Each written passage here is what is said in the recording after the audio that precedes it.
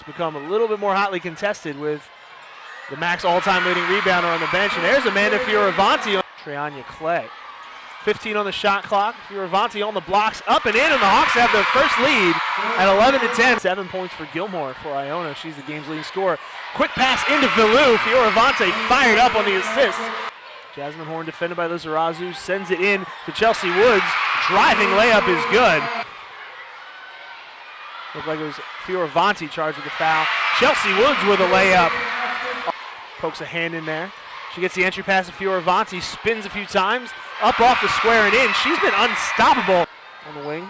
She'll take it herself, lays it up and in, gives the Hawks a 2-point lead. Perfectly executed by the Gales. Now Alyssa Monahan dribbles through the trees, untouched. Now inside to Fairbanks, who rolls that one over the edge of the rim. Second half, Hawks trailing by 1. Fitzpatrick for 3, nails it, and she hits the floor. And the Hawks on top, 37-35. Monahan to Fairbanks, inside to Fioravanti, loses her defender. At the top of the key, looks like she's going to take it herself.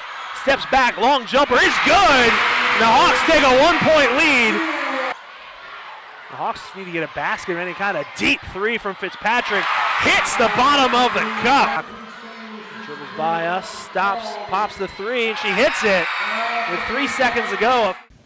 Start with an opening statement from St. Joe's head coach Cindy Griffith.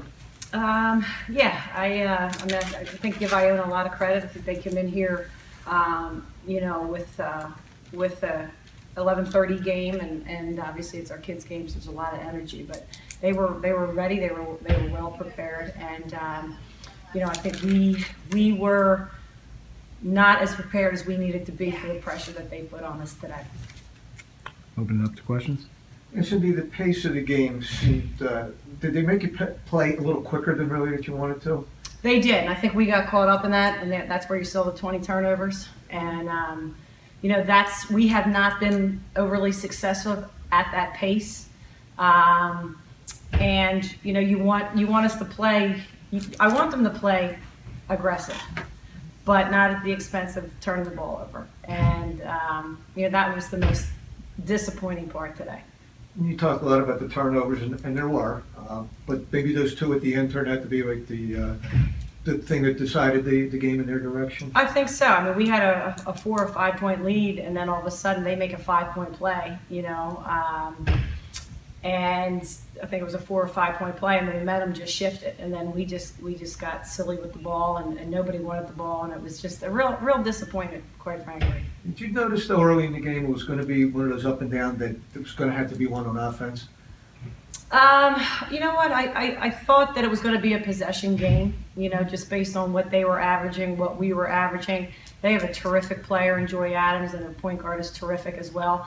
So I knew down the stretch that they had a kid that could win the game for them. So we wanted to try to keep it to a healthy distance so that wouldn't happen.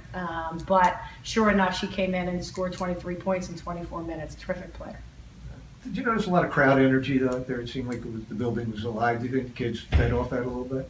Yeah, I think so. I mean, I think anytime our team can play in front of a group of kids or fans is terrific, because we don't get it all the time. But it was certainly a great atmosphere, I think, for St. Joe's. Yeah. Not a lot of time to think about it. Obviously, you're just coming off this game too, but you have another challenge on Monday. How are you feeling so far about meeting Notre Dame? Yeah, I mean, they're a terrific team, great coach. Obviously, Muffet went to St. Joe's, and so we're very proud of what she's done. They're terrific. I mean, they've got, talking about an offensive punch, going into that game, if we're giving 81 points up today, we've got to make sure we do a better job of not doing that on Monday.